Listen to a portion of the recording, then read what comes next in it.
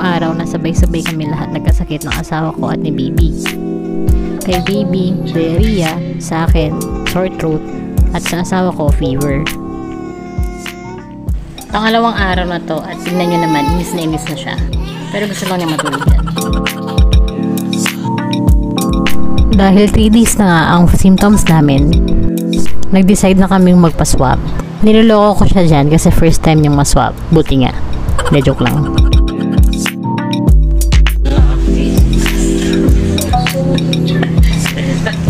Okay, day 1. Hospital day 1. Pseudo vlogging. Sobrang dami namin ng food kasi super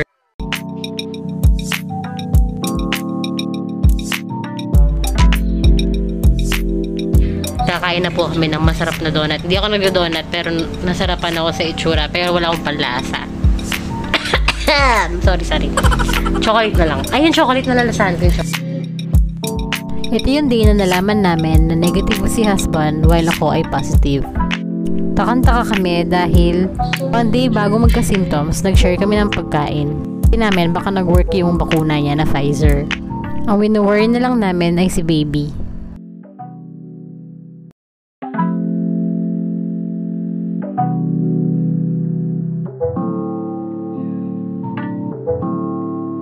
Day 2.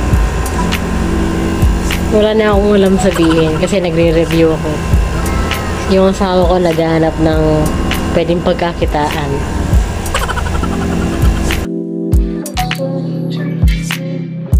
Tete, huwag ka na maglinis-linis dyan. Tara na! Uy! Madumi yan! Oo nga, tara na! Mababa pa yung places mo. Tara na.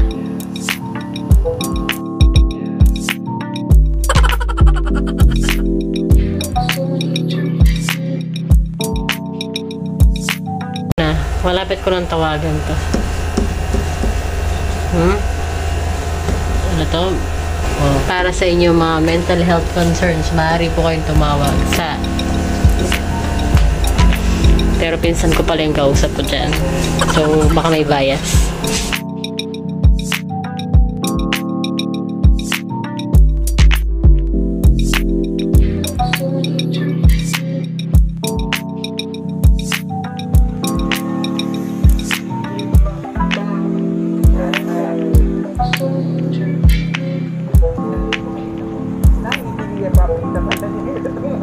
How are you, baby? Ito ang araw na na-admit na din si Gib-Gib. Yung araw na nalaman namin na negative talaga sa swab ang asawa ko. Sobrang lungkot namin dito dahil hindi kami magkakasama. Siyempre, good news na din yun dahil at least dengue yung sa asawa ko. Sobrang iyak ko dito nung nakita ko si Gib. Dahil ilang araw ko rin siyang hindi nakakita. Awang-awa ako sa kanya dahil feeling ko kasalanan ko lahat. Sobrang iyak ko dito. Pero syempre hindi ko nag-video. Sobrang bait ni Gib dito. Hindi niya ako pinahirapan. Pagtatai lang naman yung symptoms niya, hindi siya naglagnat, nagubo or sipon. Yung asawa ko nilipat na siya sa regular ward, habang kami naman ni baby naiwan sa COVID ward.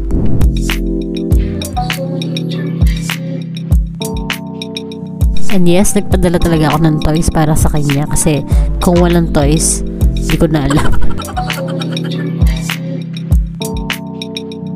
He tested positive for COVID-19. But since bakunado ako, mild naman. And syempre walang bakuna si Gib-Gib. Mild lang din naman yung symptoms niya. Fever and stool, tsaka sipon.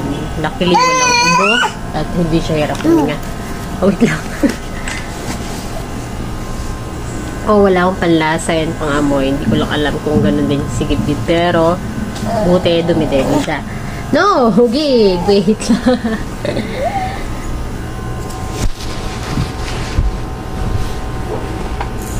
In pediatrics, when the baby is tested positive for COVID-19, the number one we should think of is the level of hydration of the baby. So, kung makita nyo, active naman si Gib-Gib. No? Medyo berat nga lang. Siguro dahil sa sipon niya. May treatment naman dyan. Lahat ng treatment of baby is supportive. And sa akin din is antibiotics. Kasi sa X-ray naman niya, hindi naman ganun din kapangit. May konting pulmonya, kaya lang feeling ko start na rin ng antibiotics. So, naka-antibiotics din siya ngayon. Iiyak kasi siya pag di ako nagkwento eh. So, I have to tell a story.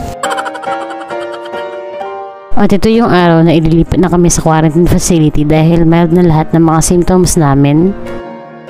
Sa ward naman, dahil uuwi na yung husband ko. Sa ward naman, uuwi na rin ang asawa ko dahil clear na rin siya sa kanyang dengue. At since na-expose na rin siya sa amin, dahil negative rin naman siya, sumama na rin siya sa amin sa quarantine facility. Sobrang bait niya dahil gusto niya akong samahan magbantay kay Gib. Lalo na kailangan ko yung oras para mag-review. Kailangan ko mag-review dahil syempre pag doktor, non-stop aral. Pero malalaman niyo mamaya ako lang kapag review ba ako o hindi. So day 1 ng aming, actually bukas ang day 1. Pero night number 1 na lang. So mag-aaral na ako dahil settled na kami lahat. Si Gib-Gib tulog. Sana, tulog na siya. Masyado siya matulog. Yung mga toys niya. Coffee. Hiwalay kayo matulog ni Adams kasi para sure. Tsaka na lang.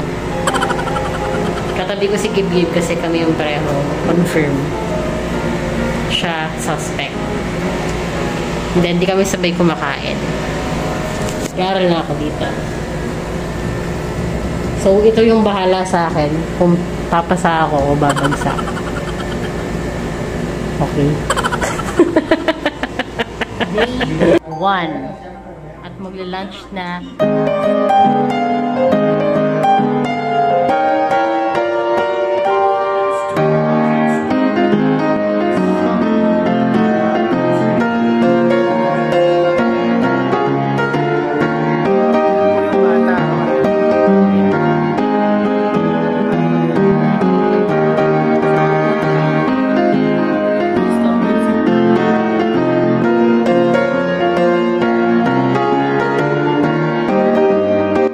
So, ito yung sinasabi ko kung bakit na consider ko na blessing in disguise ang pagkakaroon namin ng COVID lahat.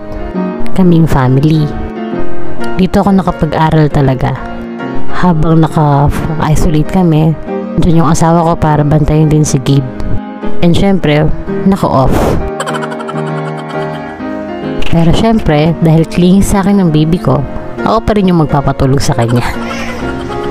Tapos sobrang galing na niya magaling na siya dito. Sobrang active na niya at saka hindi na rin siya nagtatae. Kompleto na lang namin yung 14 days isolation namin tapos pwede na kami umuwi. Alam kong marami ng aral ang COVID sa inyo. Pero sa kwento namin, takang-taka pa rin kami at manghang-mangha dahil sabay-sabay talaga kami lahat nagkasakit.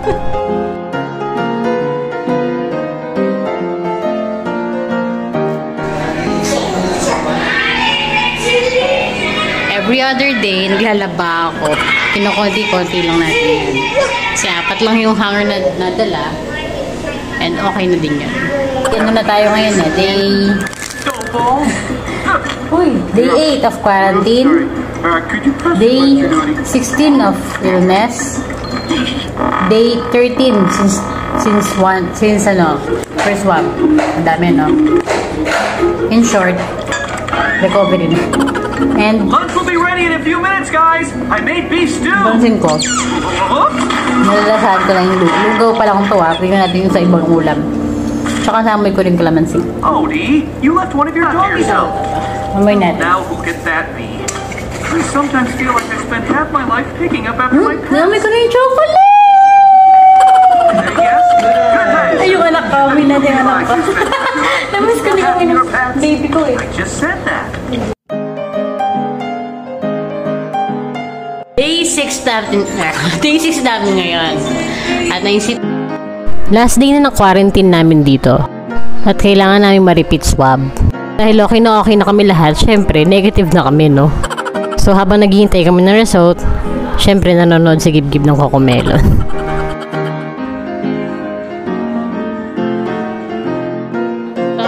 Pakiaral na yan. Paki-explain na lang sa akin. And finally, uwian na. Recovered na kami lahat. Grabe itong COVID na to kasi 2 weeks kami magkakasama 24/7. Unlike sa bahay, gabi lang namin nakakasama si Gib. Inaamin ko na nung una, kinwestiyon ko si Lord. Bakit nangyari to sa amin? Di naman kami lumalabas ng bahay. And yet, nakuha pa namin yung virus. So baka ito yung way niya para mangyari lahat ng ito. Karoon ng moment and yung makapag-aral ako. At syempre lesson na rin para lalong maging strict.